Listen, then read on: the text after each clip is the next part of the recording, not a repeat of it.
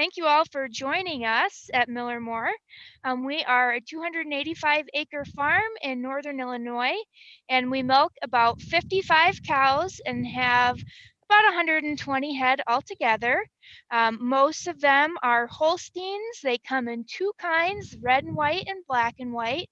And we've also got just a few brown Swiss. So those are some of the different breeds we have, kind of similar to how you might have a Dalmatian puppy or a Australian Shepherd puppy like I have. So that's similar that there's different breeds of cows, just like there are dogs and other animals. So as we're kind of walking through, I'll just tell you a little bit about the life cycle of a cow. So they normally will have their first calf when they're about 2 years old. And at that point, they'll be fully grown and mature.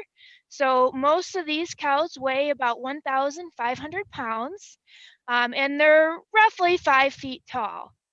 So cows usually spend about 13 to 15 hours a day resting and just relaxing. They love to lay down and just enjoy a little R&R.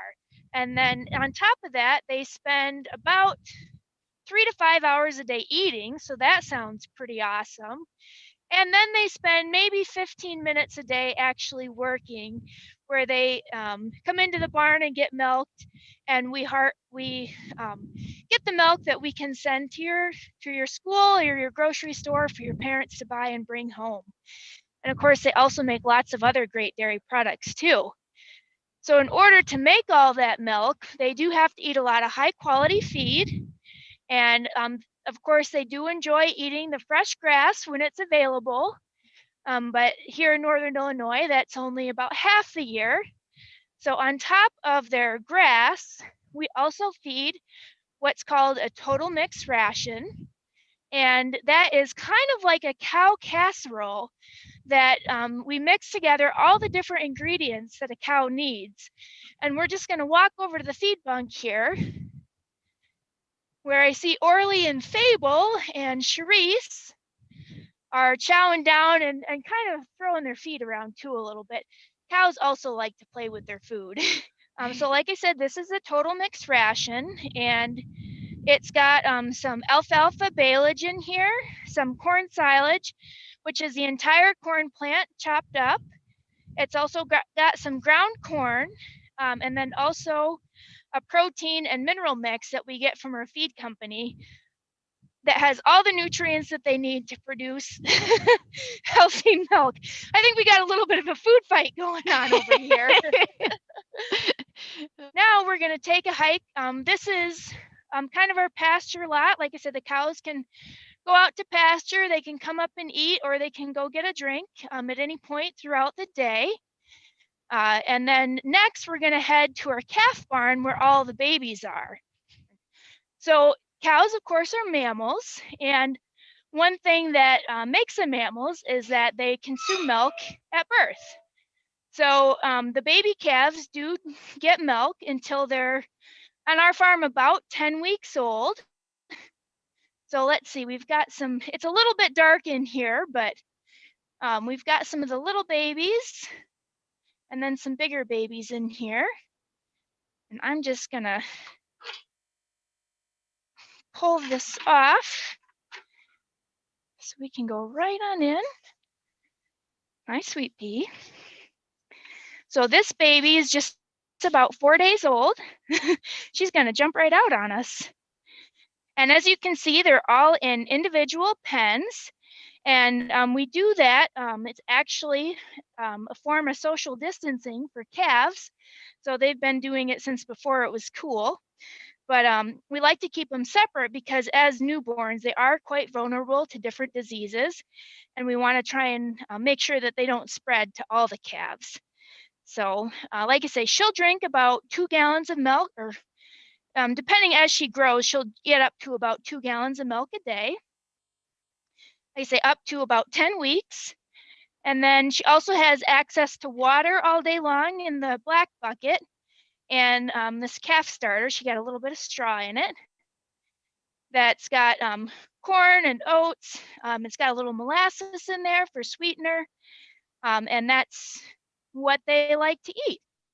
So as they get older, they'll start drinking less milk and more of the calf starter, and then they'll be ready to be weaned and be on regular feed.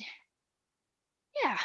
So now we are in the milk house, and this is where our milk is stored.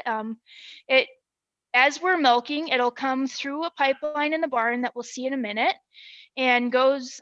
We don't have the tank connected right now because it's been washed, but it drops right into here, and within a matter of usually about half an hour, it's cooled down.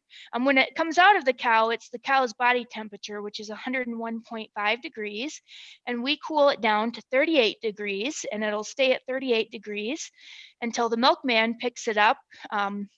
So he picks up every morning, usually a couple hours after we milk, and he'll deliver that directly to a processing facility where they'll pasteurize and homogenize it and send it right to the grocery store or your school. So most of the milk that we produce will be at its end user within 2 days. So it is a pretty quick turnaround. It's a very fresh product. And also very local. Most of our milk stays within about 100 miles of us, and that's true on average for dairy farms across the country. So like I say, it's a very fresh, very local product. And we ship enough milk each day for about 7,500 school milk cartons. Yep, so this is called a tie stall barn. And there's a lot of different styles of facilities and ways that cows are milked. Some people have robots or maybe a parlor. Like I say, this is a tie stall barn. And when the cows come in this afternoon, there'll be a cow in each stall all the way down. And then we'll plug in the milker unit in between two cows. And then after we disinfect the cow's teats, we'll put this little machine onto each one. And it's just kind of like a gentle massage for the cow. It's actually very relaxing for them to be milked. And then we'll harvest the milk. It goes through this hose, which is connected to this stainless steel pipeline, and that goes directly to the bulk tank. And then this other hose is actually the air hose or the vacuum hose, and that vacuum pressure is what helps get the milk out of the cow, and that's what this white line is the vacuum line. So that is our tie stall barn. Like you say, I really enjoy taking care of the animals and producing a healthy product for consumers. And also it's, I think, a great lifestyle, and it's something that the whole family gets to be part of. I'm kind of the third generation that's been on the farm, but I also have lots of nieces and nephews that like to come out and help. And so it's always fun to get them involved. And so there's a whole bunch of reasons, but those are kind of the main ones. Being able to take care of animals, producing a healthy product, and working with family. So, well, I just so appreciate everybody taking time to visit with us and sending in all of your good questions. So we really enjoy sharing what we do here on the farm. And yeah, that's about it. So we hope everybody's staying safe and well. And thanks again for joining us.